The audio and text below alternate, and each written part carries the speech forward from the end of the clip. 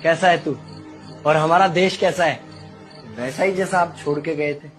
यानी कि हम अभी भी अंग्रेजों के गुलाम हैं? नहीं, अंग्रेजों से तो हमें 1947 में ही आजादी मिल गई थी। अच्छा, तो अब तो हमारे अपने लोग देश चलाते होंगे ना? हाँ, तब तो देश काफी आगे बढ़ गया होगा। जब हमारे अपने लोग देश चला रहे हैं तो गरीबी और भ्रष्टाचार का तो नाम ही नहीं होगा।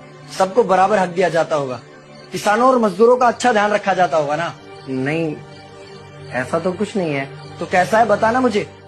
कैसे हमारे अपने नेता, हमारे आजाद भारत के नेता, 100 साल हो गए मुझे गए हुए, बताना। हमारे अपने नेता वो तो अपनी जेबें भरने में लगे हुए हैं। आने वाली 7 पीढ़ियों को नहीं बल्कि 700 पीढ़ियों को ना कमा कर खाना पड़े उस चीज के इंतजाम में लगे हुए हैं। तो तुम लोग क्या कर रहे हो और हमारे देश का युवा क्या कर रहा है?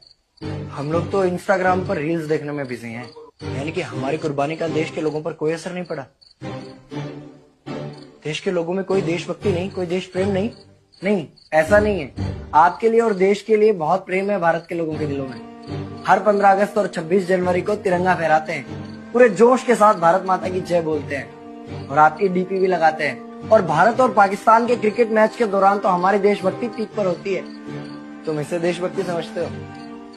तो फिर क्या है देशभक्ति? अगर तुम्हारी देशभक्ति समाज को सुधारने में, गरीबों को अच्छी शिक्षा या बराबर का हक नहीं दिलाती तो कोई काम की नहीं है तुम्हारी देशभक्ति। भ्रष्ट नेताओं और सरकार के खिलाफ आवाज उठाओ, लोगों को एकजुट करो। लेकिन अगर हमने सरकार के खिलाफ आवाज उठाई या नेताओं से सवाल पूछे तो हमें एंटी नेशनलिस्ट कहा जाएगा या हमें गद्दार करार दे दिया जाएगा। तो डरता है। 23 साल का था मैं जब अंग्रेजों ने मुझे फांसी पर चढ़ा दिया। मुझे तो आतंकवादी कहा गया था। अगर अब नहीं जागे तो ये देश सोता रहेगा। ये सरकारें, ये नेता देश को बेच खाएंगे। इस भ्रष्ट सरकारी तंत्र से लड़ो। देश को क्रांति की जरूरत है।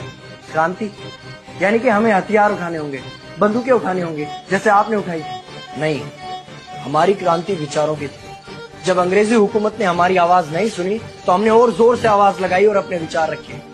और क्रांति केवल सत्ता को बदलने तक सीमित नहीं है, बल्कि इस भ्रष्ट अन्यायी तंत्र को जड़ से उखाड़ कर फेंकना है। पर ये होगा कैसे? अपने आसपास से शुरुआत करो। जो भी तुम्हें भ्रष्ट नजर आए उसके खिलाफ आवाज उठाओ, एक्शन लो। तुम्हारे टैक्स का पैसा नेताओं की जेब में जा रहा है, हिसाब मांगो। अपने वोट का सही इस्तेमाल करो, लोगों को जागरूक करो और इस देश को आजाद करवाओ। इंकलाब जिंदाबाद, इंकलाब जिंदाबाद।